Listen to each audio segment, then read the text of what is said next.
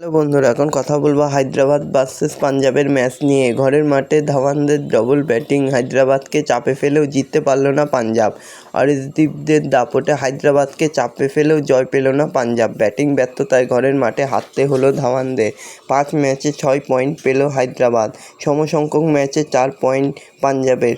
তো বন্ধুরা, এরকমই সব আইপিএলের খবর প্রতিদিন পেতে হলে আমার চ্যানেলটিকে অতি শীঘ্রই লাইক, কমেন্ট, সাবস্ক্রাইব করতে ভুলো না ও বন্ধুদের মধ্যে প্রচুর পরিমাণে শেয়ার করে দাও, যাতে আমার 4000 ঘন্টা ওয়াচ টাইম খুব শীঘ্রই পূর্ণ হয়ে যায়।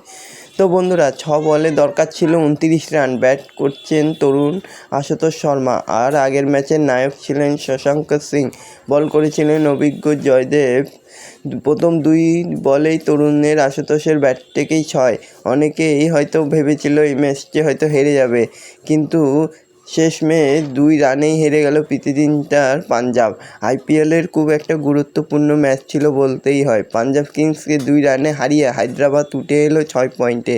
লিগ টেবিলে আপাতত 5 নম্বরে তারা, আর পাঞ্জাব রয়ে গেল 4 পয়েন্টেই। তো বন্ধুরা, এরকমই সব আইপিএলের খবর প্রতিদিন জানতে হলে আমার চ্যানেলটিকে অতি শীঘ্রই লাইক, কমেন্ট, সাবস্ক্রাইব করতে ভুলো না ও বন্ধুদের মধ্যে প্রচুর পরিমাণে শেয়ার করে দাও, যাতে আমার 4000 ঘন্টা ওয়াচ টাইম খুব শীঘ্রই পূর্ণ হয়ে যায়।